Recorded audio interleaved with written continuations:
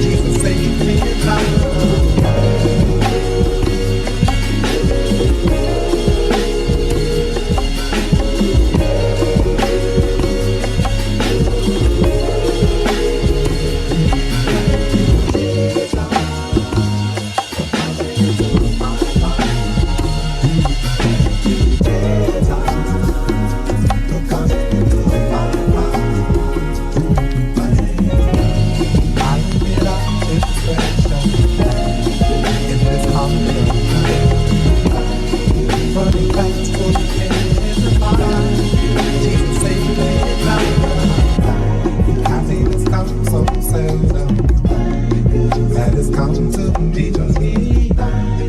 It is here in the Father's kingdom. It was there for me. You took me, and you washed away my sins. You washed away.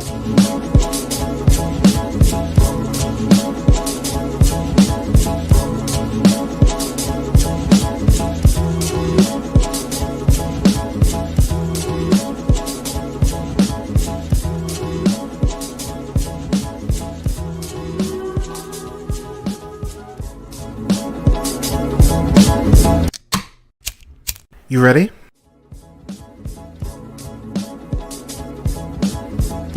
You're listening to the Real Pineapple Podcast Network.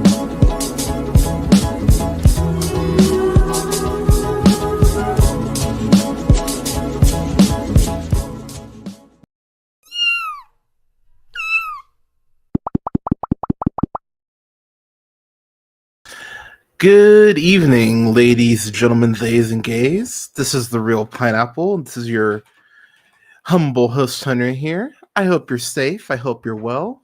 Hope you're having a good holiday season, y'all. This is going to be a quick stream, just because randomly I woke up and realized, oh shit, I haven't given my AEW World's End predictions tomorrow. So I'm going to be on the afternoon tune tomorrow at 6 p.m. Central Standard Time doing some reviews. So I'm not going to be reviewing, I won't be reviewing the show tomorrow night, but I will be reviewing it next week. Probably Monday or Tuesday. But I'll keep y'all updated on that. But so this will just be a quick stream. So AEW World's End is tomorrow. I have not watched the final episode of AEW Rampage, which came on, which was on later or earlier tonight. So I will watch that and give my thoughts on that, as well as going up to World's End. I might do a stream on the 1st, since AEW is doing their simulcast, first time streaming live on HBO Max. So I might go ahead. That's their Fight for the Fallen show. So that might be a live stream day, but I will keep y'all updated on that. So, proper AEW World's End is tomorrow night. It's taking place from the Edition Financial Center in Orlando, Florida.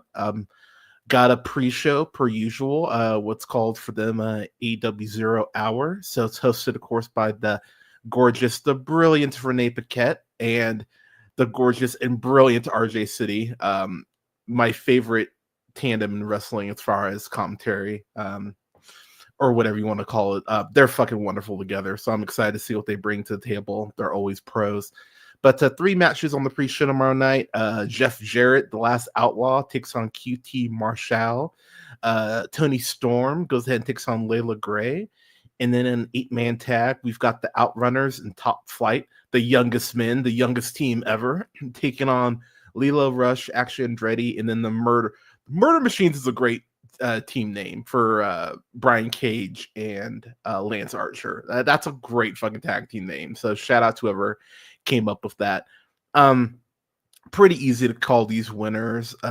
Jeff Jarrett will I've got Jeff Jarrett winning, I've got Tony Storm winning, and then I've got the Outrunners and Top Flight winning. I will say though, for that 8-man tag, I personally would kind of throw a curveball there. I would go ahead and have Leo Rush, Action Andretti, and the Murder Machines win that. I think especially having Lance Archer get the pin. I think that would put some heat on the Dalton Callis family, and I think that would actually be a very good thing. So I would throw that curveball, but yeah, the Outrunners and Top Flight are going to win. So that's your pre-show card. And then the card proper, this is the rumored match order. This is by no means going to be the match order, but this is what's being projected.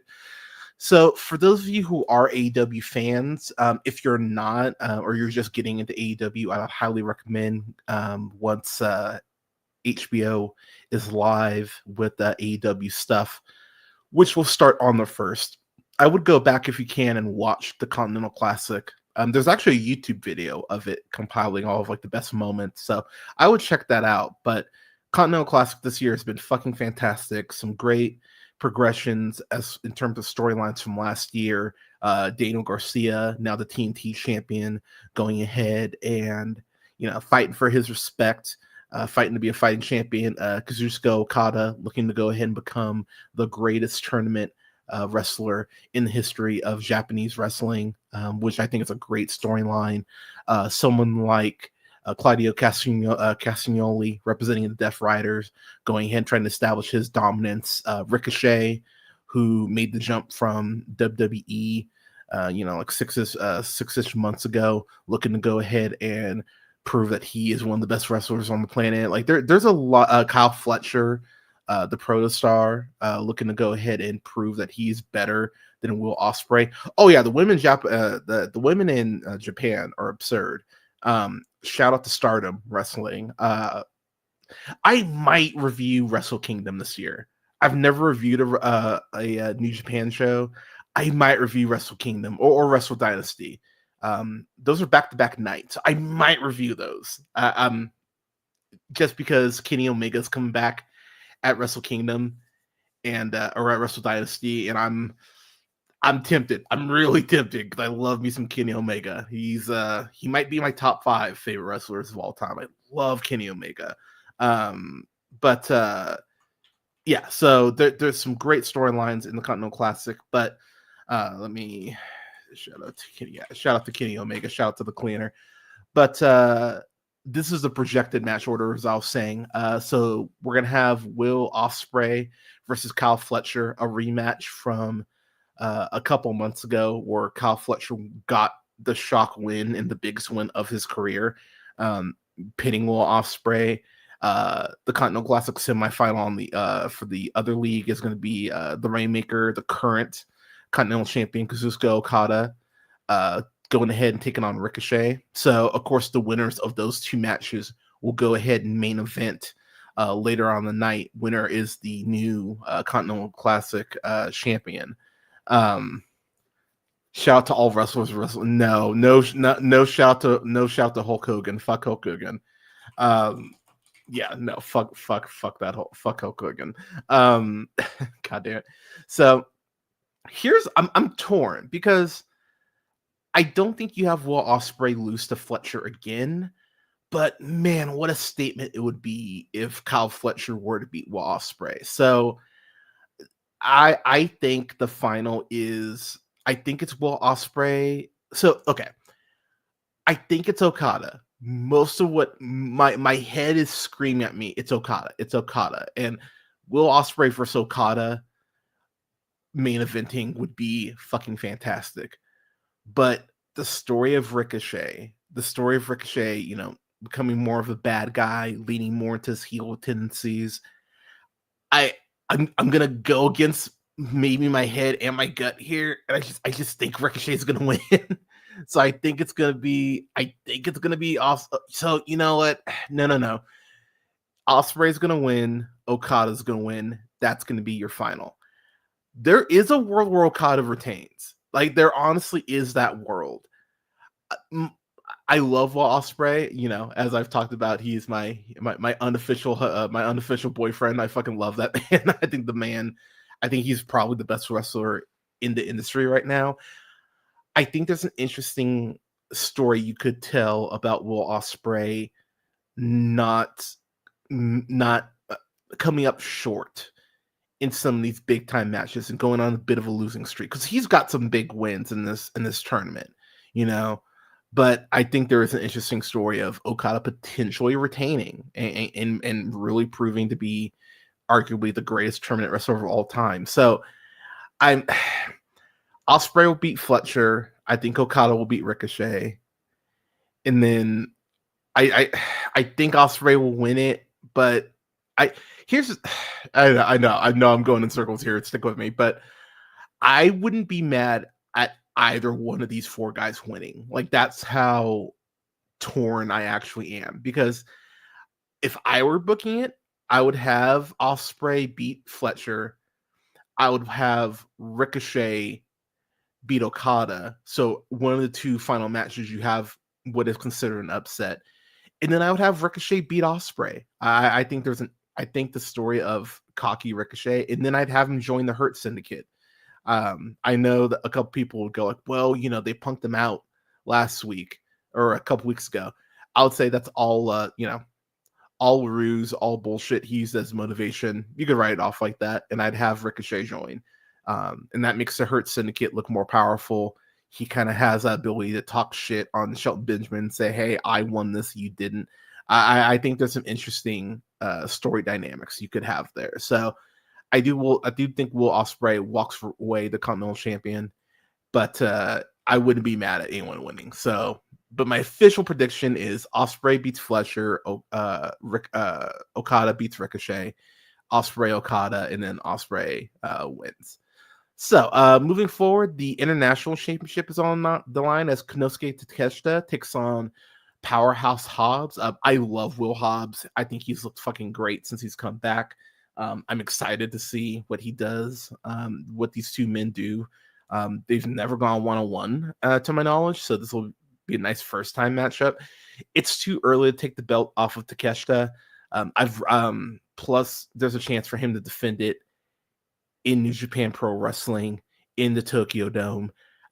You don't take that away from Takeshita, like a week and a half before he has a chance to do it. I wouldn't do that. So Takeshita retains here. It'll suck to have Hobbs lose, but he can take a loss, build them back up, or continue to build them up. I won't be mad at him losing, but I think it'll be a great match. I think it could actually be this will be the sleeper match of the night. But Takeshita will go ahead and retain, and he should retain. The AEW Women's World Championship is on the line in a Tijuana street fight as Thunder Rosa takes on the Glamour, Mariah May. So my huge crush on Mariah May aside, and Thunder Rosa, honestly, both gorgeous women, both horribly talented. I think Thunder Rosa has one of the best, if not the best, shotgun drop kick in the industry, especially she does it off a chair in these hardcore matches. She really does seem to excel in these. And Mariah May just had a excellent street fight about a month ago against Anna Jay for the AEW Women's Championship, which of course she retained. But it's been very interesting for Mariah May. I know some people are like, oh, I wish they've been doing more of her. I think they've done a really great job with Mariah May post her beating Toni Storm.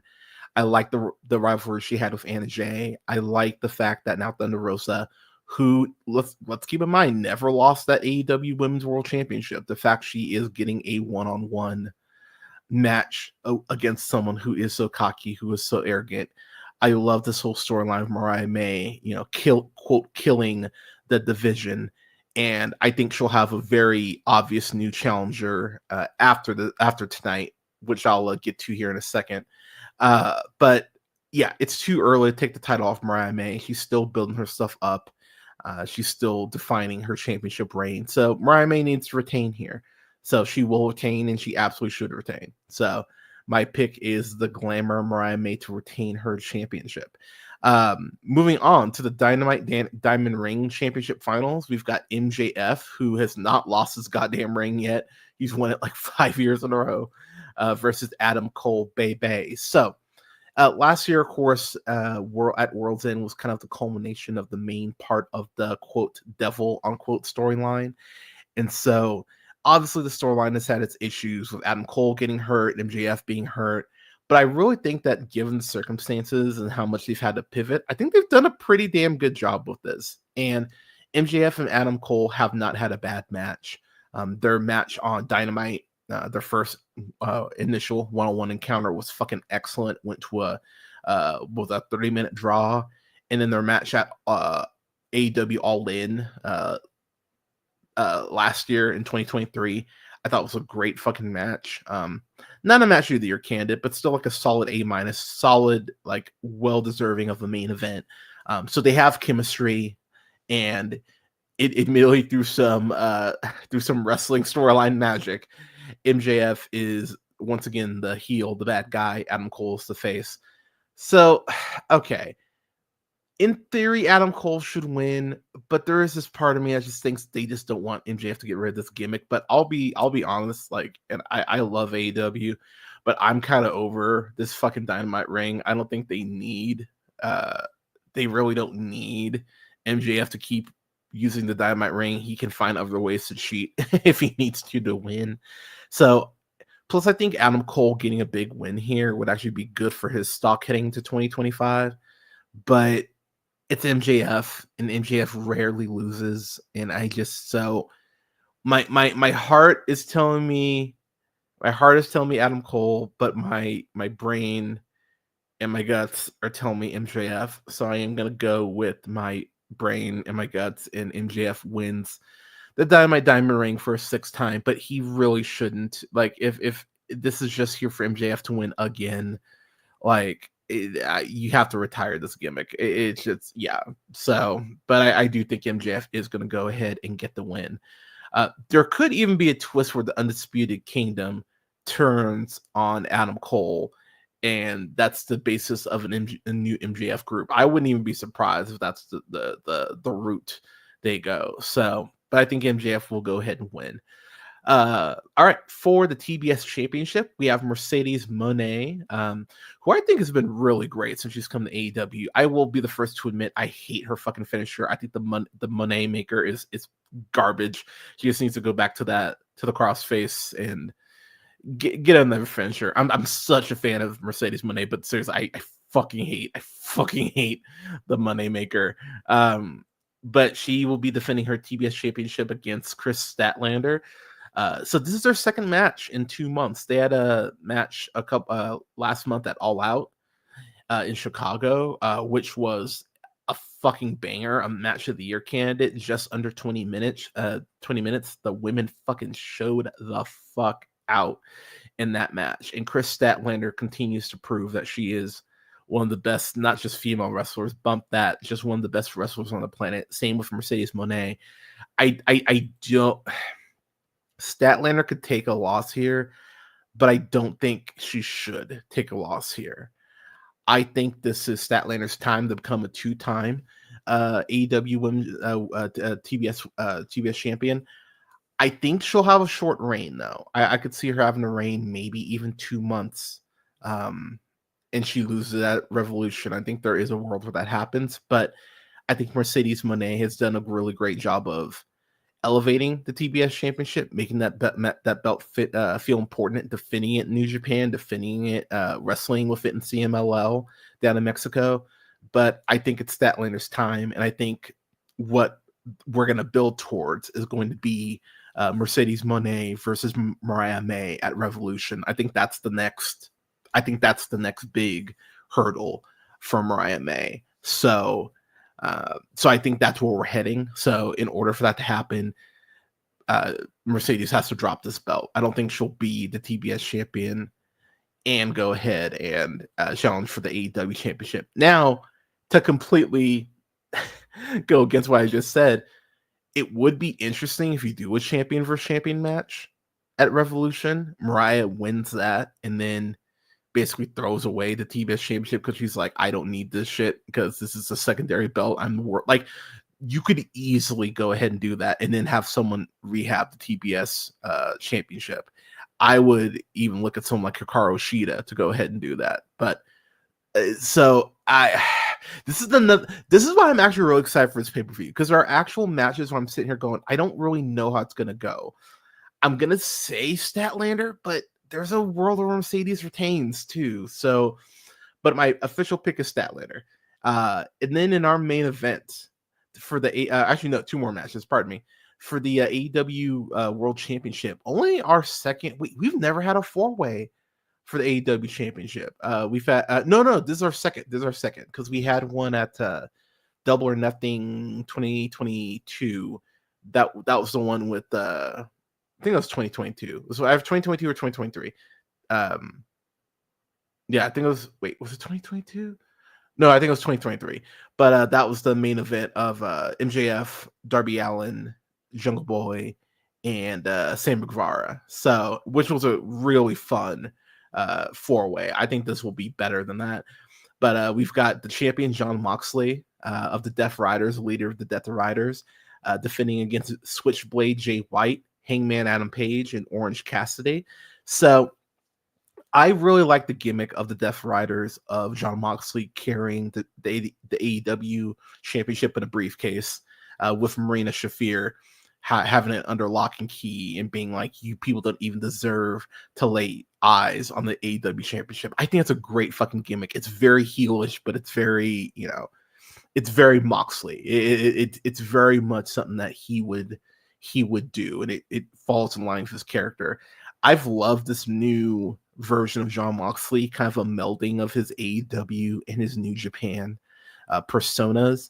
I love Moxley in AEW, but there was admittedly a difference to how he was presented in New Japan. He felt like he had more of an edge, kind of more of a mean streak, and I like that he's kind of imported that version of Moxley over to AEW. It makes it less jarring when I see him wrestling, in Bloodsport and GCW and other places. It's like, okay, this feels like the same guy across multiple promotions. So I really like that.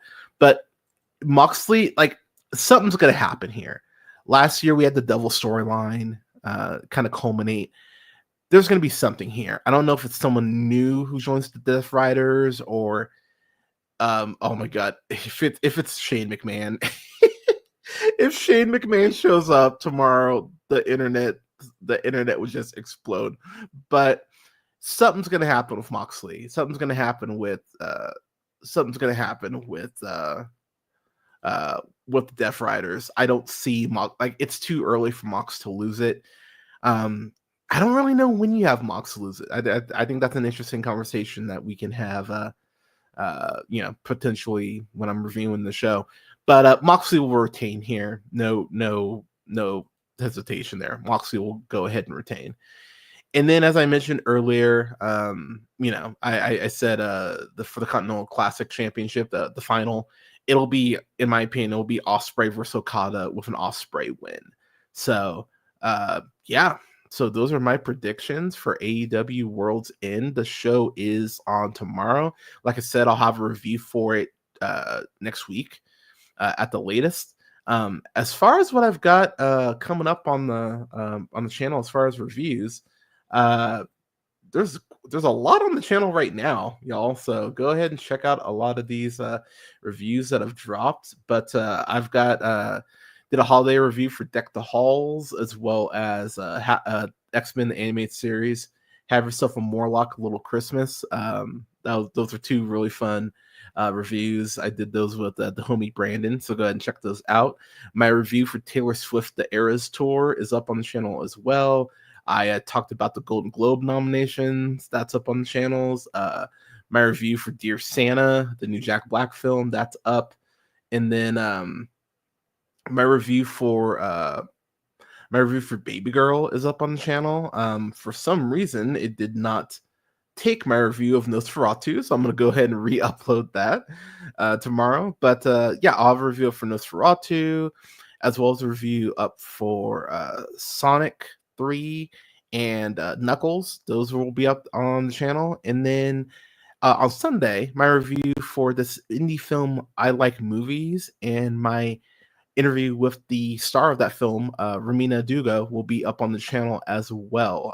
The video is up on the channel right now. And but my so go ahead and check those out now. Like I said, I'll probably end up doing a AEW Dynamite Fight for the Fallen live stream on the 1st. Might end up doing I might do a New Year's Eve stream. I haven't decided yet. I'll see how I'm feeling. But yeah, I'm gonna go ahead and have a beer, and I'm gonna go ahead and letterbox and wind down for the evening, so I can wake up early and get some movies watched. And oh yeah, I'm gonna be on the afternoon tune tomorrow at 6 p.m. Central Standard Time. So go ahead and check me out on there with Josh. I'm still waiting for my free sub, Nick. What the fuck? I've been on there 11 times. Where's my fucking free sub? But everyone, thank you so much for tuning in. Yeah, I hope you're all having a great week. I hope if you celebrate Christmas, I hope your Christmas was jolly and wonderful, and you got everything you wanted. You got all the hugs from the family. I hope you're all having a great week. But thank you so much for tuning in. Stay safe. Take care of each other. Give someone a hug. Give someone a compliment. Could all use more positivity. And never forget, as always, to keep it real. Thanks so much again for tuning in, and I will talk to y'all tomorrow on the afternoon tune. Have a good night.